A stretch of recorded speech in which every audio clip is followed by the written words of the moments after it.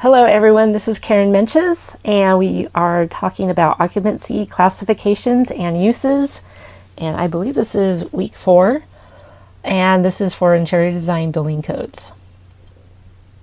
So, how many people have walked into a restaurant or coffee shop or some little retail establishment and seen a sign that says maximum occupancy?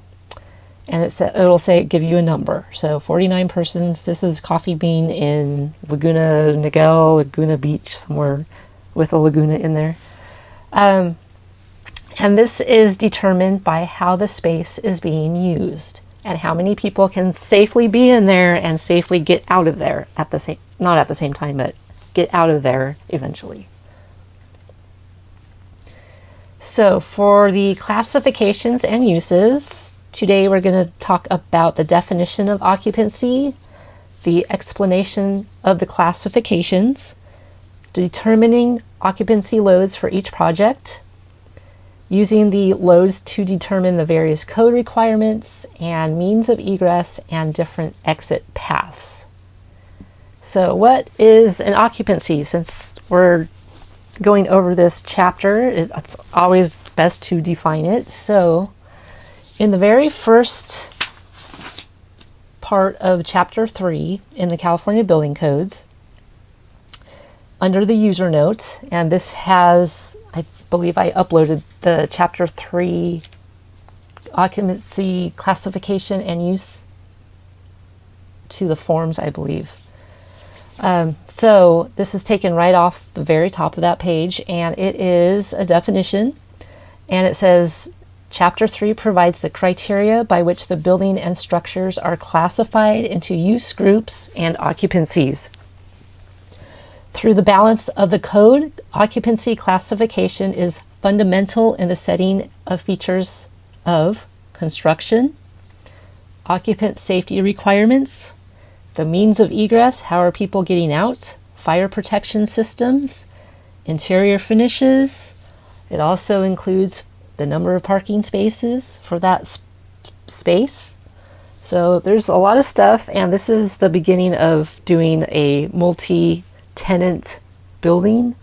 So you're going to have to determine every single space in that building and every little accessory or incidental space in that building too. So the occupancy classification of a building or space is generally determined by the way that building or space is to be used. The occupancy classifications address the different hazardous situations, or as we know them, risk factors, associated with each type of use.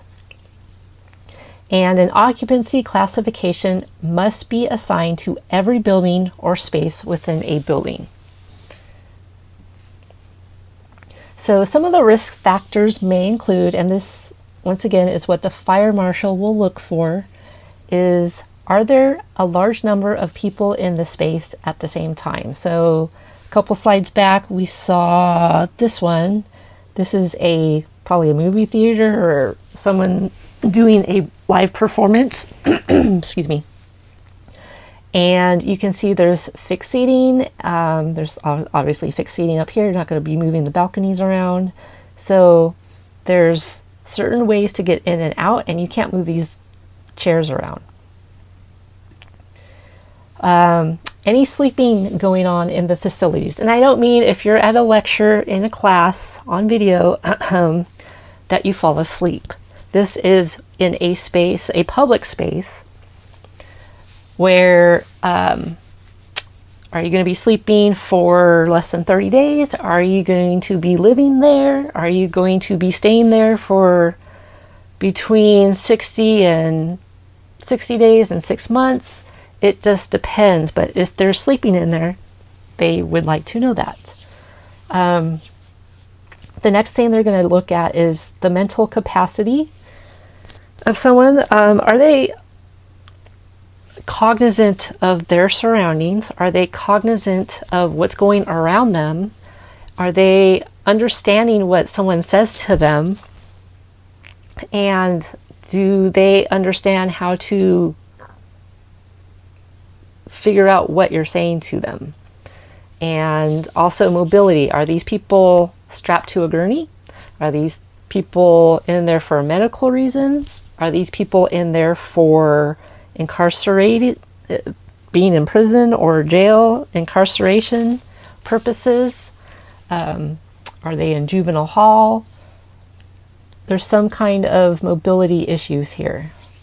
Another thing is, are they familiar with the building or the space? So if you have ever worked in a small office and you know there's like 3 rooms in that office, you know the layout of that space, whereas a visitor visiting that office would not know the layout of their space.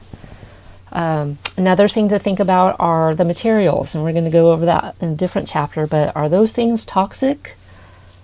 And it doesn't have to be if it's on fire. A lot of people have a lot of sensitivities to toxic materials, and I am one of them. So I get allergic reactions. So it's always really good to know if there's those kind of materials around.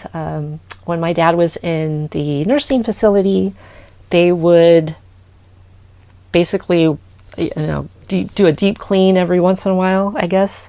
And the chemicals in that solution that they were washing the floors with, I couldn't even be in that same room because my nose and my eyes were watering so bad I had to leave. So these are some of the things that they're going to be looking for. And also, the very last thing, and should be one of the most important things, is how are we going to get out of that space? Is there a stairway? Is it easily accessible? Is it easily recognizable with signs? Is it hidden behind a curtain? These things are very important. So, what are occupancy determinations? Well, the determinations are set by the state fire marshal, and the state fire marshal has the final say on the occupancy of a building or space. If you are dealing with a food product or any type of food, you also have to deal with the health department of the county. And since we're in Orange County, that would be the Orange County Health Department. So in this class, we're going to talk about the 10 most common classifications. The book or the codes give you about 14 of them. We're not going to go all over them. These are the ones that I want you to become familiar with because these are the ones that you're going to use the most. Maybe not so much the F or the H, but you will be using these more often than not. So what are those occupancies, you ask? So the A is for assembly, and you can see this, I put a little church here.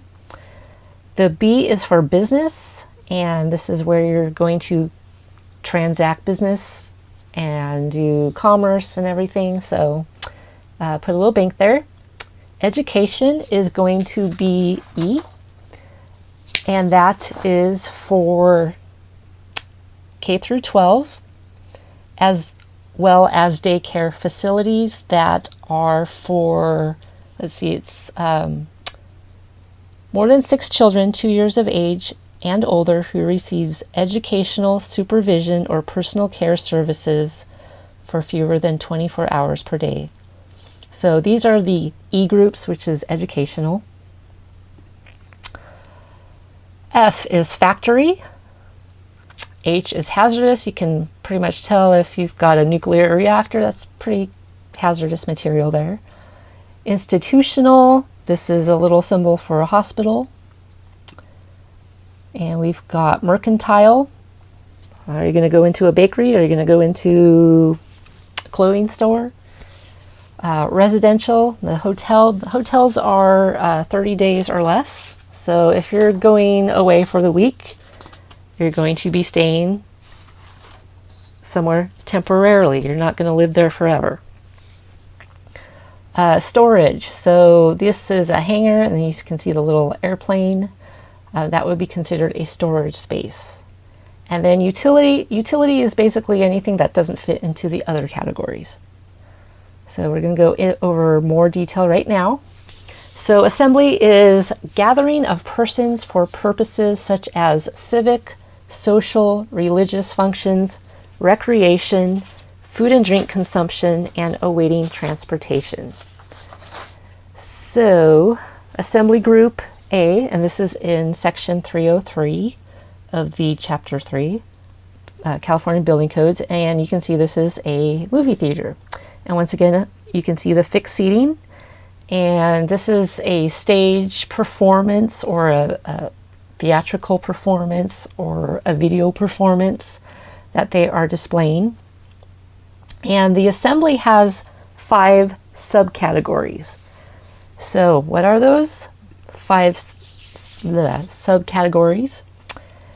A1 is for performing arts and motion pictures, and the space often includes a stage and fixed seating. So you can see some of the common characteristics are low light levels, above normal sound levels. Have you ever been in a theater where it's super loud and you can't hear anything else? Usually fixed seating with defined aisles. And the occupants are generally unfamiliar with the building, especially if the lights are out. How can you go somewhere? So once you go through these occupancies and then you start going into commercial spaces, kind of figure out what's going on in that space.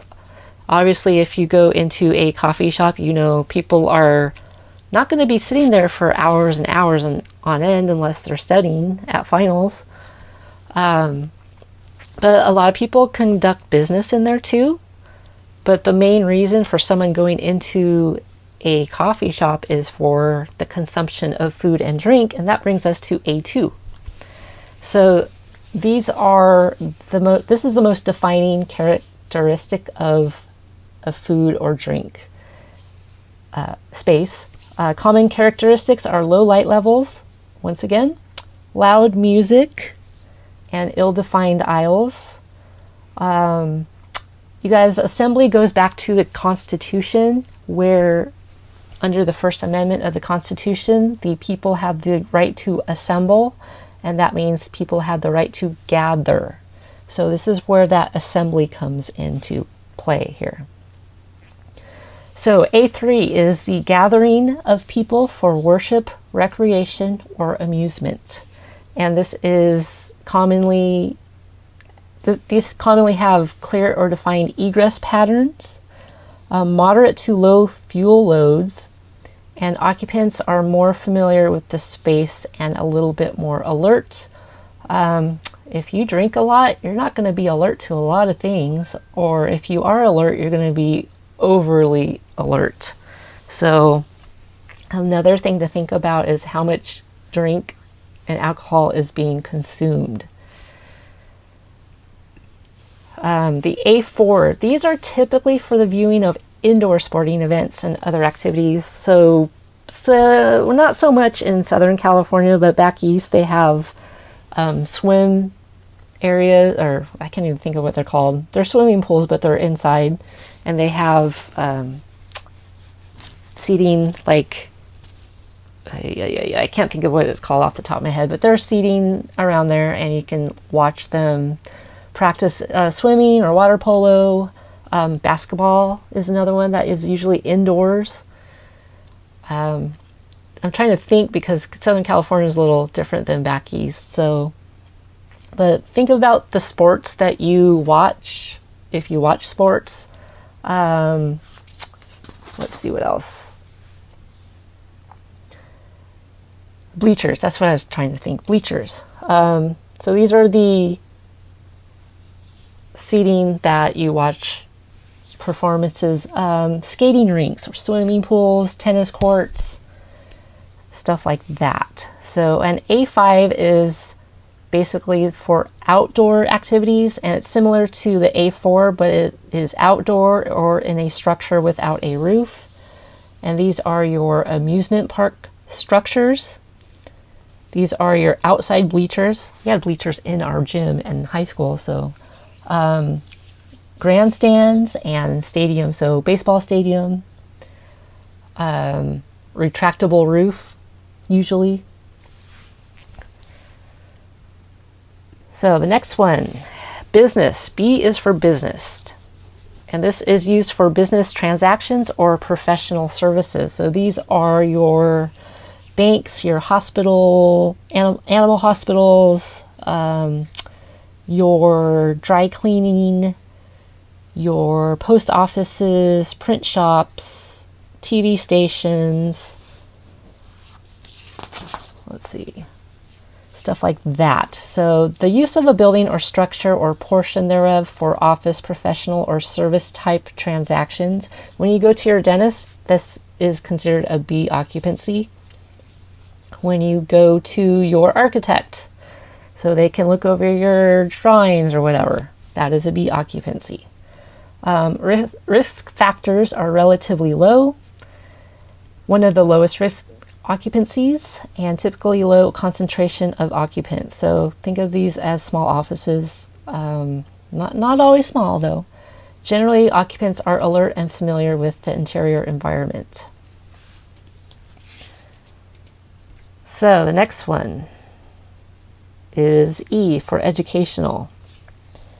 And believe it or not, Fullerton College is not considered an E. It is considered what? We'll get back to that in a second.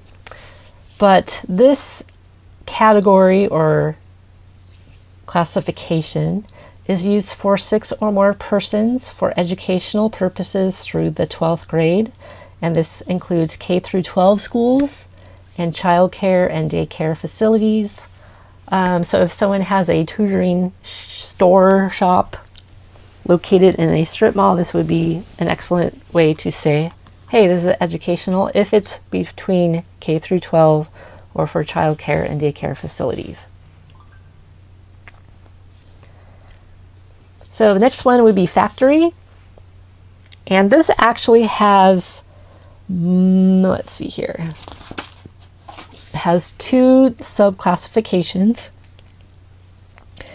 And this is used for assembling, disassembling, fabricating, finishing, manufacturing, packaging, or processing, or repairing, whatever it is that they're doing.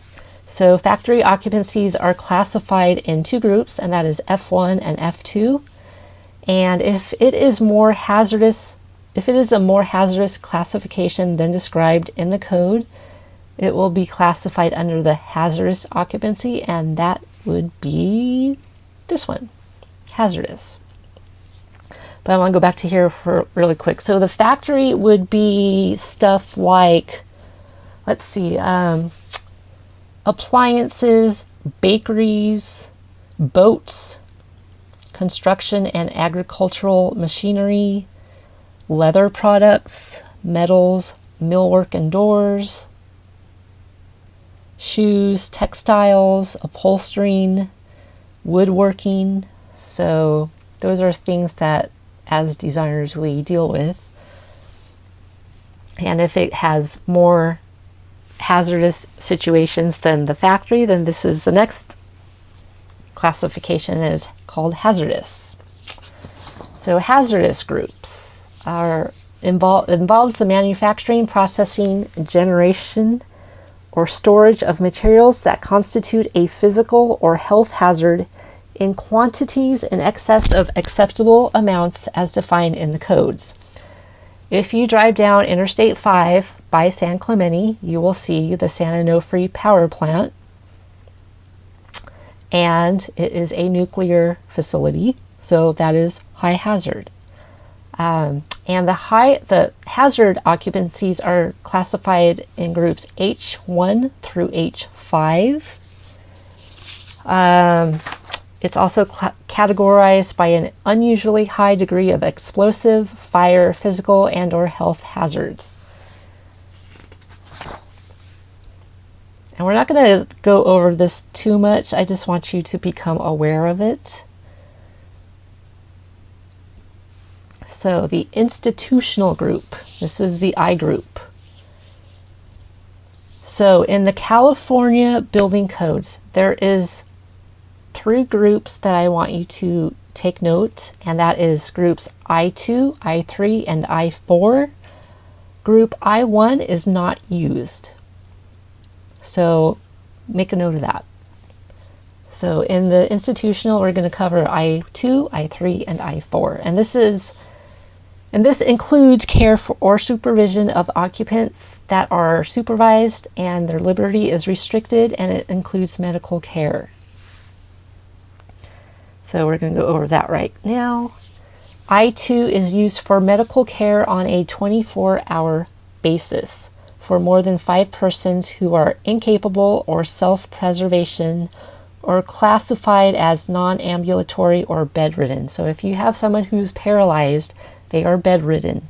They are non-ambulatory. They cannot get up and move off the bed by themselves. So this would be an I2. And this group basically includes hospitals, nursing homes, psychiatric hospitals, and detoxification facilities.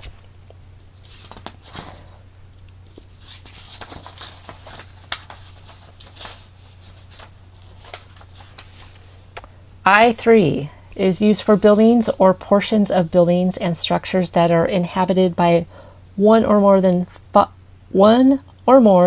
5 persons or are under restraint or security. And the I4 is for items occupied by more than 6 clients of any age who receive custodial care for fewer than 24 hours per day by persons other than parents or guardians. So those could include adult daycare or child daycare. The educational and the I4 get really mixed up a lot of the times, and you have to take a look at the bigger building too. So that'll give you a clue on that too. Mercantile.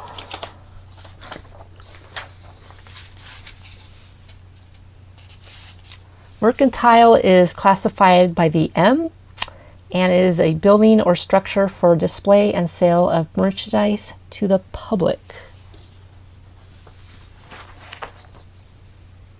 So as you can see, this is either a drugstore or a grocery store. I can't really see. It looks like cards or something.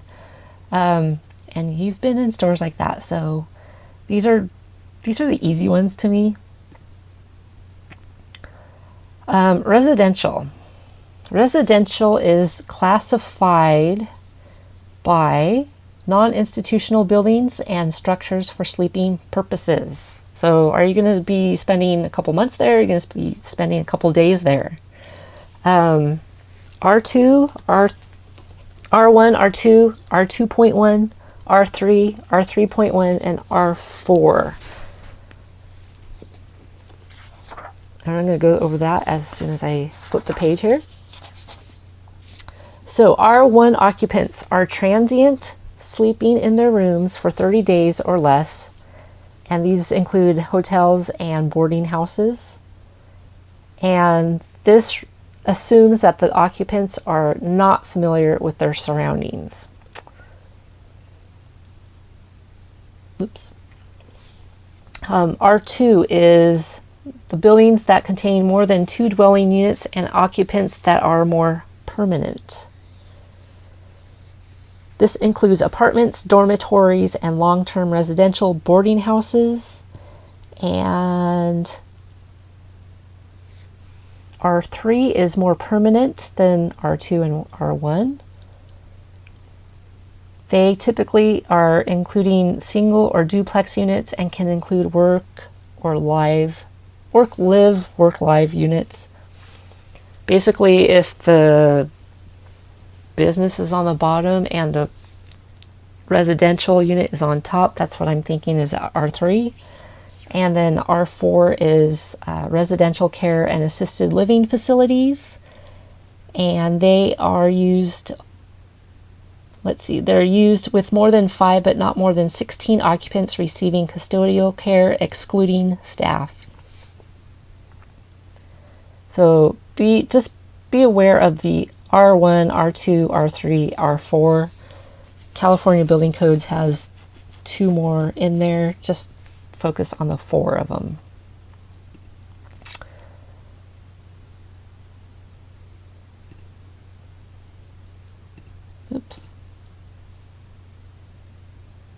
All right, storage. Storage is used for storage not classified as hazardous. That's clear, right? It can be used for storing or sheltering products, merchandise, vehicles, or animals. So aircraft hangars are one option. The subdivisions there are subdivisions for that. It's S1, and that means it's a moderate hazard, and low hazard is S2. I'm not going to test you on the S2 or S1. I just want you to know about storage. Rarely you're going to be doing that much. Those are usually for the architects and the engineers to figure that part out. And then the last one I want you to become aware of is utility. And the utility or miscellaneous group is characterized by U.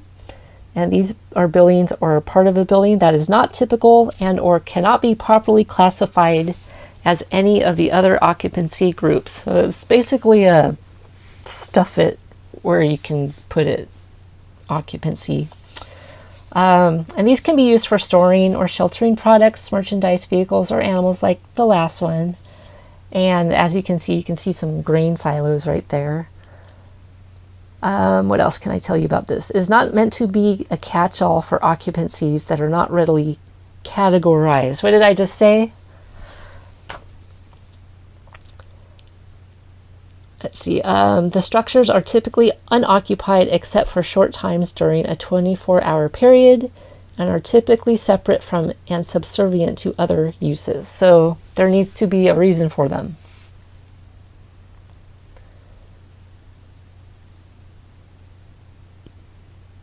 Okay, so there are some special occupancies, and these are circumstances that do not fit the typical occupancy classification. So these would include malls, garages, children's play areas, high-rise buildings, underground buildings, ambulatory healthcare facilities, and atriums. So just because I'm going over it, you're not going to have a lot of these things pop up. And definitely not in this class, but I do want you to recognize that there are other categories. So the multiple occupancies, uses, or hazard levels. This is what happens when there is more than one occupancy, use, or level of hazard occurring in a building or space. And you will have incidental, accessory, and mixed. So the incidental uses are a small area, space, or room that exists within another larger occupancy that is considered more hazardous than the rest of the occupancy. You want to contain as much hazard in one space, then spread it out.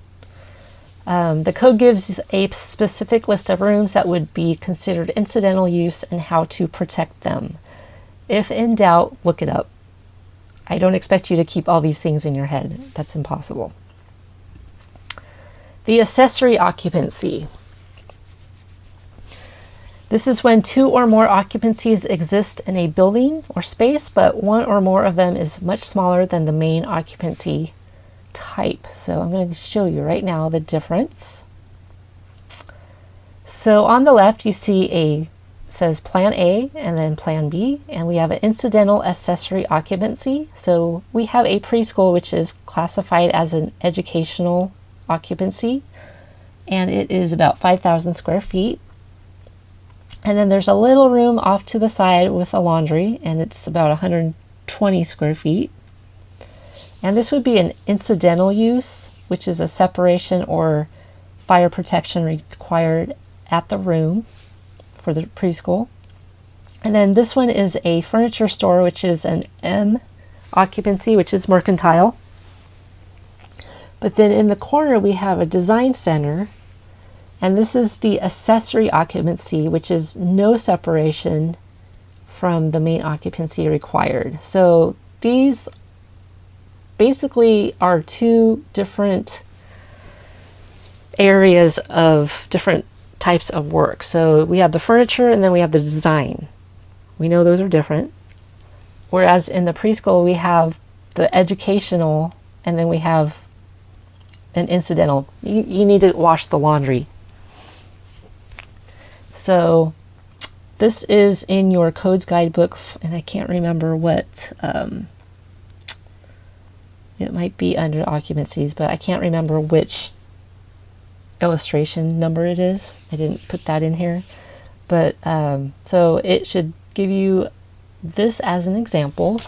I'm trying to figure out what other things are here.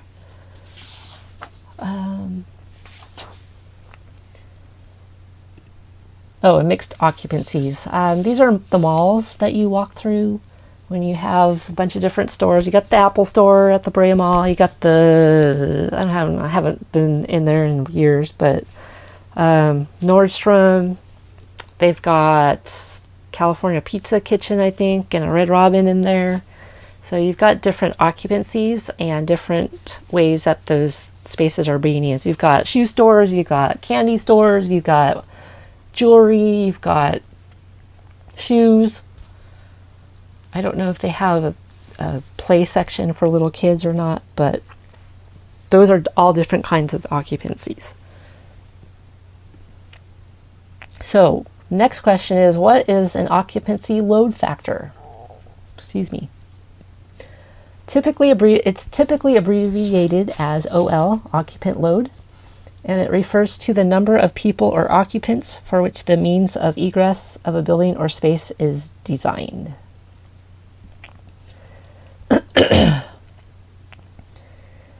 For example, this includes the number of people who can safely occupy the area.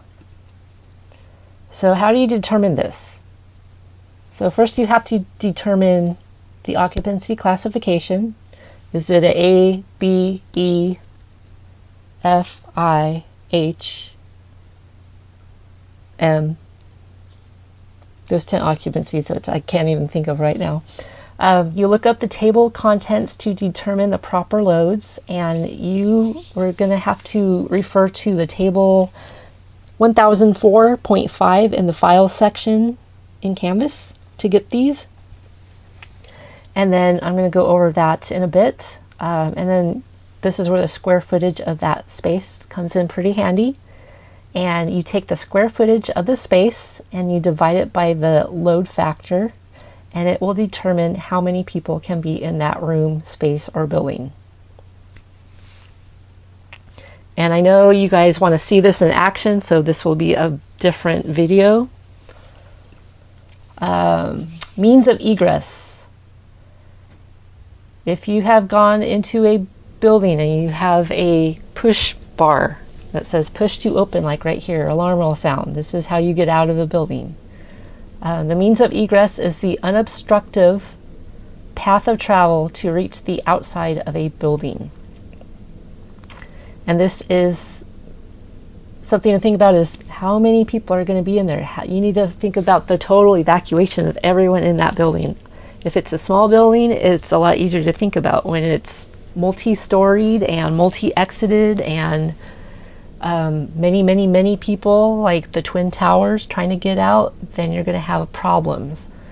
You want to have a space, it's called a defend in space, or I can't think of what's the other word I'm thinking of right now, but it's a area of refuge. Every building has to have a place of refuge, and this is usually a 2-hour fire barrier, and this is for someone who can't get out for whatever reason, whether they are blind or dementia or broken leg, wheelchair. They need a space to pretty much calm down. I don't know how you can calm down in a thing like that, but if there is a fire, it's for the fire department to get to them as quickly as possible, so they can get out safely. Excuse me. Different parts of the exit paths are exit access, the exit itself, the gathering corridor, the stairwell, the exit discharge, and the public way. So if you are in a multi-story building, you will go through every single one of these.